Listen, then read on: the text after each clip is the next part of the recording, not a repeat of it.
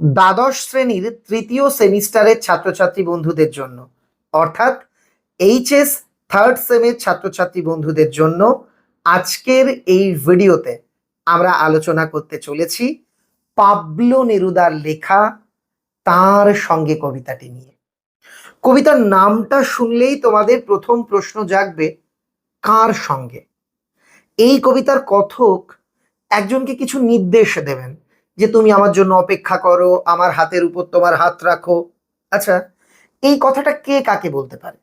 একজন প্রেমিক তার প্রেমিকাকে বলতে পারে, একজন বাবা তার সন্তানকেও বলতে পারে, একজন মা তার সন্তানকে বলতে পারে, একজন বন্ধু আর একজন বন্ধুকেও বলতে পারে।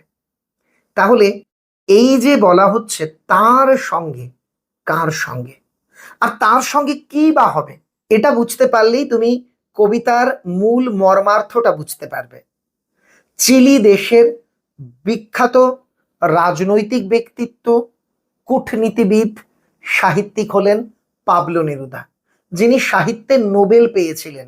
নোবেলজয়ী সাহিত্যিকের একটি অসামান্য কবিতা আজ আমরা জলের মতো সহজভাবে পড়ব।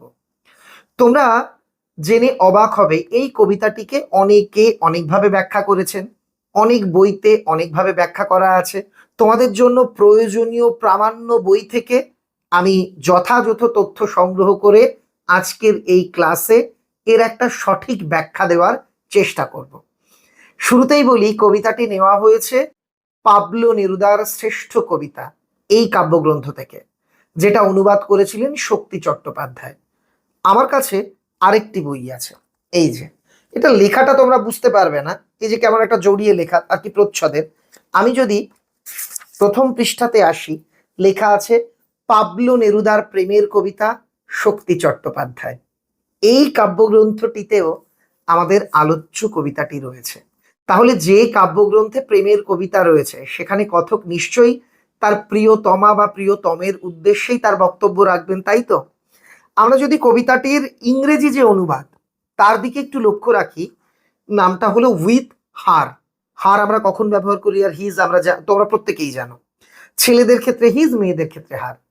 উইথ হার, তার সঙ্গে, অর্থাৎ সেই নারীর সঙ্গে। এখানে কথক তার প্রিয়তমার উদ্দেশ্যে তার বক্তব্য রেখেছেন, এটা কিন্তু পরিষ্কার। এবার আমরা জানবো কবিতাটা কোন প্রেক্ষাপটে লেখা। এটা 40-এর দশকের অস্থির সময়, যখন চলছে স্পেনের গৃহযুদ্ধ, সেই প্রেক্ষাপটে লেখা। এমনকি তোমরা ধর্ম কবিতাতে লোরকা সম্পর্কে জেনেছিলে, গার্সিয়া লোরকা, নাট্যকার কবি, তাকে হত্যা করা হয়েছিল। তিনি কিন্তু পাবলো নেরুদার সুহৃদ ছিলেন, অর্থাৎ বন্ধু ছিলেন। সেই বন্ধু বিয়োগের পরে গর্জে ওঠেন পাবলো নেরুদা। তবে আমরা এই বিষয়টা পরিষ্কার করি, আজকে যে কবিতাটা আমরা পড়বো এটা কিন্তু কোনো রোম্যান্টিক প্রেমের কবিতা নয়, এটা একটা প্রতিবাদের কবিতা, যেখানে তার সঙ্গে, অর্থাৎ প্রিয়তমের সঙ্গে বা প্রিয়তমার সঙ্গে কিভাবে থেকে যাওয়া যেতে পারে, প্রতিকূলতাকে জয় করে কিভাবে আমি তার সঙ্গে সারা জীবন থেকে যাব, হাতে হাত রেখে পথ চলবো, সেই বার্তাই কবিতার মধ্যে দেওয়া আছে। চারিদিকে একটা অদ্ভুত যুদ্ধ বিধ্বস্ত পরিস্থিতি, চারিদিকে সাম্রাজ্যবাদের থাবা, হিংসা, রক্তারক্তি। এই পরিস্থিতিতে আমি তার সঙ্গে থেকে যাওয়ার স্বপ্ন দেখি। কিভাবে থাকবো? কবি এই কবিতায় তারই উত্তর দিয়েছেন। চলো পড়ে নিই আজকের কবিতা। পাবলো নেরুদার কবিতা তার সঙ্গে। সময়টা খুব সুবিধের না। সুবিধের না মানে কি? সময়টা খুব প্রতিকূল, সময়টা খুব খারাপ। অর্থাৎ শুরুতেই সমকালীন যুগ যন্ত্রণার একটা ছবি ফুটে উঠেছে। কবি বলছেন সময়টা মোটেই সুবিধেজনক নয়। কথক বলছেন সময়টা প্রতিকূলতায় ঘেরা। আমার জন্য অপেক্ষা করো, সময়টা খারাপ, এজন্য আমার সঙ্গে অপেক্ষা করার মধ্যে সম্পর্ক কোথায়? সম্পর্ক আছে। দশম শ্রেণীতে তোমরা একটা কবিতা পড়েছিলে, আয় আরো বেঁধে বেঁধে থাকি। প্রতিকূল পরিস্থিতিতে সঙ্গবদ্ধ হলে বেঁচে থাকা যায়। সঙ্গবদ্ধতাই হয়ে ওঠে প্রতিকূলতার বিরুদ্ধে প্রধান হাতিয়ার। এজন্যেই কথক তার প্রিয়তমাকে বলছেন, সময়টা অত্যন্ত প্রতিকূল, তুমি আমার জন্য অপেক্ষা করো। তাহলে কি হবে? দুজনে মিলে খুব সমঝে, সমঝে মানে সমঝোতা করে, বুঝে শুনে, হিসেব নিকেশ করে একে পার করতে পারবো। আমরা দুজনে এই প্রতিকূল সময়টাকে একসঙ্গে হিসেব নিকেশ করে পার করতে পারবো। তুমি তোমার ওই ছোট্ট দুটি হাত আমার হাতে রাখো। তুমি বলবে, স্যার এখানে তো ছোট্ট দুটি হাত বলছে, তার মানে কি এখানে কথক বা কবি কোনো ছোট বাচ্চার কথা বলেছেন? না, প্রাকৃতিকভাবে বা গঠনগতভাবেই তুমি একটি মেয়ের হাত এবং একটি ছেলের হাত নাও। একই ক্লাসে যারা পড়ছো তোমরা একটু মিলিয়ে দেখো, দেখবে মেয়েদের হাতটা সাধারণত ছেলেদের তুলনায় গঠনগতভাবে একটু ছোট হয়। তাই কথক বলছেন, হে প্রিয়তমা, তোমার ওই ছোট্ট দুটো হাত আমার হাতে রাখো। তুমি আমার উপর ভরসা করো, আমার হাতের উপর তোমার হাত রাখো। কষ্টে সৃষ্টেও উঠে দাঁড়াবো। তোমাকে যদি আমি পাশে পাই, তাহলে কায়ক্লেশে পরিশ্রম করে, দুঃখ যন্ত্রণা সহ্য করে, যত কষ্ট হোক না কেন আমরা উঠে দাঁড়াতে পারবো। ব্যাপারটা বুঝবো, আহ্লাদ করব।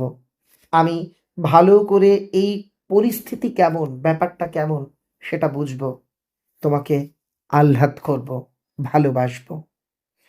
আমরা আবার সেরকম এক জুড়ি, জুড়ি মানে কি যুগল, ইংরেজিতে যাকে বলা হয় কাপল। তো আমরা সেই রকম এক যুগল, সেই রকম এক সাথী, সেই রকম এক সহযোগী, যারা স্থানে অস্থানে বেঁচে বর্তে এসেছে। বেঁচে থাকা বা বিদ্যমান থাকা বা টিকে থাকা, এটা বোঝাতে ব্যবহৃত হয় বেঁচে বর্তে থাকা। তো বলছে আমরা সেই রকম যুগল, যারা স্থানে অস্থানে বেঁচে বর্তে এসেছি। পাথরের ফাটলেও যাদের বাসা বানাতে আটকায়নি, অর্থাৎ চরম প্রতিকূলতার মধ্যেও আমরা টিকে থাকতে পেরেছি। নরম মাটিতে সবুজ গাছ হয়, কিন্তু অনেক গাছ থাকে যারা খুব প্রতিকূল পরিস্থিতিতেও বেঁচে থাকতে পারে, যেমন অশ্বত্থ গাছ, নয়নতারা ফুলের গাছ। দেখবে একদম নিরস, ছাদের কোনো ভাঙা কার্নিশ বা কোনো পাথরের ফাটলেও এই গাছের চারা সেখান থেকে গজাচ্ছে। তো এখানে কথক বলছেন যে আমাদের পাথরের ফাটলেও বাসা বানাতে আটকায়নি। আমরা পরিস্থিতি যত প্রতিকূল হোক, যত খারাপ হোক, সব কিছুতে মানিয়ে নিয়ে চলতে পারি। সময়টা মোটেই সুবিধের না, তিনি আবারও বলছেন, এই কথাটার উপর জোর দিচ্ছেন যে এই যুদ্ধ বিধ্বস্ত সময়টা মোটেই সুবিধের না। রোষো মানে অপেক্ষা করো, সবুর করো, ধৈর্য ধরো, থামো, আমার জন্য দাঁড়াও। কাঁকে ঝুড়ি নাও, কাঁক মানে কাঁধে, কোমরে, কোমরে ঝুড়ি নাও, শাবল নাও, জুতো পরো, কাপড় চোপড় সঙ্গে নিয়ে নাও, যা পারো। এই কেন এই নির্দেশ? কারণ প্রস্তুত থাকা, যে চলো আমরা প্রস্তুত থাকি, যে কোনো মুহূর্তে আমাদের বেরিয়ে পড়তে হবে। এটা সংগ্রামের জন্য প্রস্তুত থাকার কথা বলা হচ্ছে। এখানে ঝুড়ি শাবল শ্রমের প্রতীক, জুতো কাপড় চোপড় এগুলো নিত্য প্রয়োজনীয় বস্তু, এগুলোকেও সঙ্গে রাখো। এখানে প্রতীকীভাবে সংকট মোকাবেলার জন্য, এই প্রতিকূল পরিস্থিতিকে পার করার জন্য, এই প্রতিকূল পরিস্থিতির বিরুদ্ধে সংগ্রামের জন্য প্রস্তুত থাকতে বলা হয়েছে, প্রস্তুত হতে বলা হয়েছে। আমরা আবারও একটু সংক্ষেপে বুঝে নিই কি বলা হলো। সময়টা সুবিধের নয়, আমার জন্য অপেক্ষা করো, সময়টা প্রতিকূল। তাই কথক বা কবি তার সঙ্গিনীকে অপেক্ষা করতে বলছেন। কেন? দুজনে মিলে খুব সমঝে একে পার করতে হবে। তারা দুজনে মিলে একসঙ্গে পরিকল্পনা করে, সমঝোতা করে এই প্রতিকূল পরিস্থিতিকে পার করবে বা এই প্রতিকূল পরিস্থিতির মোকাবেলা করে একে অতিক্রম করবে। তুমি তোমার ওই ছোট্ট দুটি হাত আমার হাতে রাখো। কষ্টে শিষ্টেও উঠে দাঁড়াবো, ব্যাপারটা বুঝবো, আহ্লাদ করব। হাত ধরার অর্থ হলো সহচর্য, যা সম্পর্কের দৃঢ়তার প্রতীক, বা তুমি আমার সঙ্গী, তুমি আমার সহচর্য লাভ করলে, এটার প্রতীক। কথক বোঝাতে চেয়েছেন আমরা একে অপরের হাতে হাত ধরে প্রতিকূলতার বিরুদ্ধে লড়াই করব। যতই কষ্ট হোক না কেন আমরা লড়াই করব, পরিস্থিতির কাছে হার মানব না এবং উঠে দাঁড়াবো, ব্যাপারটা বুঝবো, আহ্লাদ করব। তার মানে কি, যতই কষ্ট হোক আমরা সংগ্রাম করব, উঠে দাঁড়াবো এবং একে অন্যকে আহ্লাদ করব, ভালোবেসে যাব।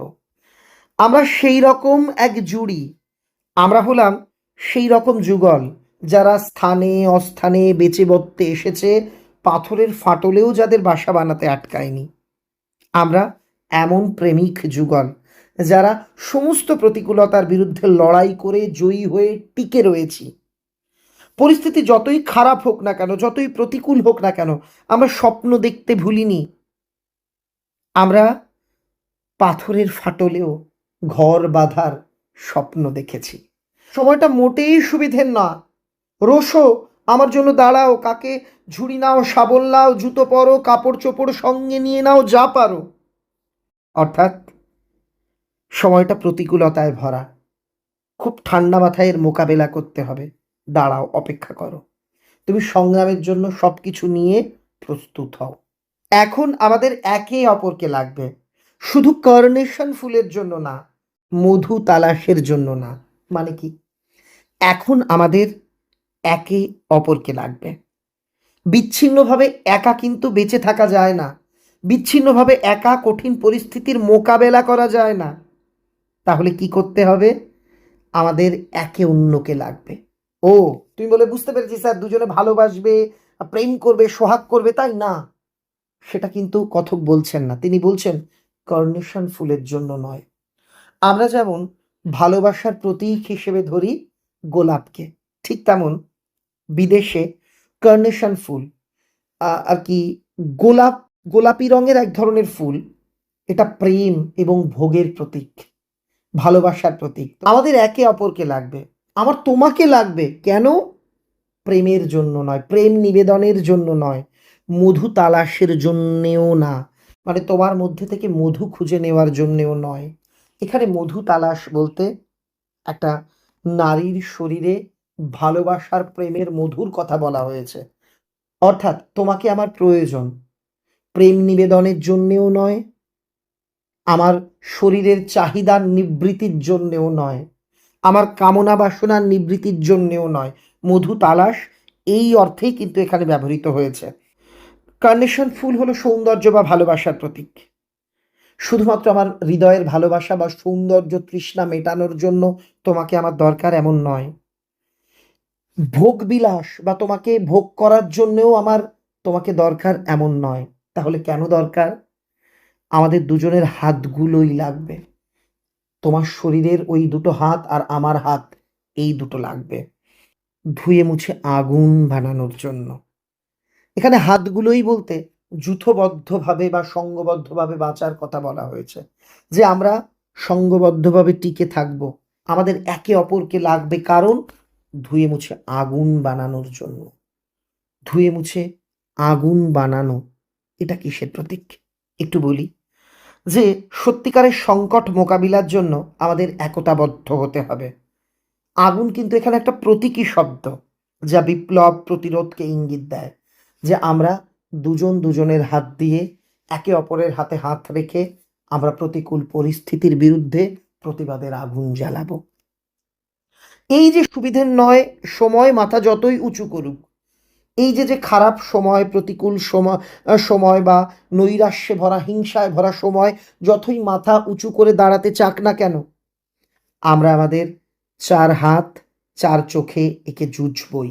চার হাত চার চোখ এখানে ঐক্যবদ্ধ সংগ্রামের প্রতীক, যে একতাবদ্ধ হয়ে লড়ব।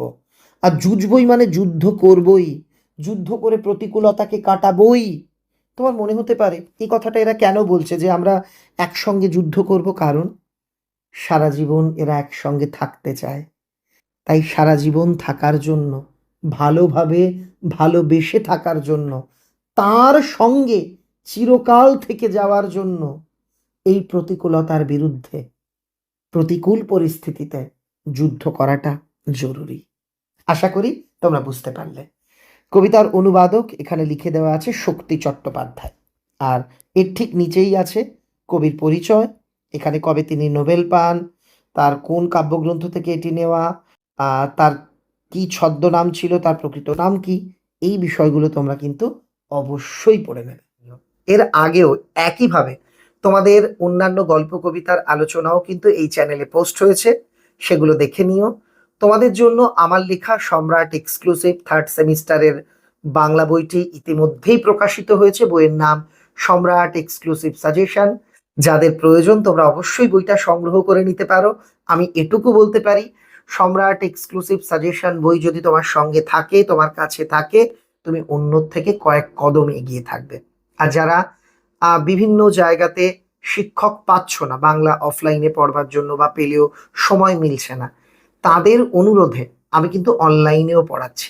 মাত্র একবার একটা পেমেন্ট করলে আগামী 2টো সেমিস্টার আমি তোমাকে পড়াবো। নিচে দেখো একটা হোয়াটসঅ্যাপ নাম্বার যাচ্ছে, এটা আমাদের হেল্পলাইন নাম্বার। এখানে হোয়াটসঅ্যাপ করলে যারা অনলাইনে পড়তে চাইছো তাদের জন্য সমস্ত তথ্য তৎক্ষণাৎ একটা অটো রিপ্লাই মেসেজের মাধ্যমে দেওয়া হবে। সেখানে কিছু লিঙ্ক থাকবে, প্রত্যেকটা লিঙ্কে ক্লিক করে করে তুমি দেখে নাও কেমন ভাবে ক্লাস হবে, ফি কেমন, সবকিছু তুমি জেনে যাবে। আজকে চলি, দেখা হচ্ছে খুব তাড়াতাড়ি পরবর্তী ক্লাসে। সবাই ভালো থেকো।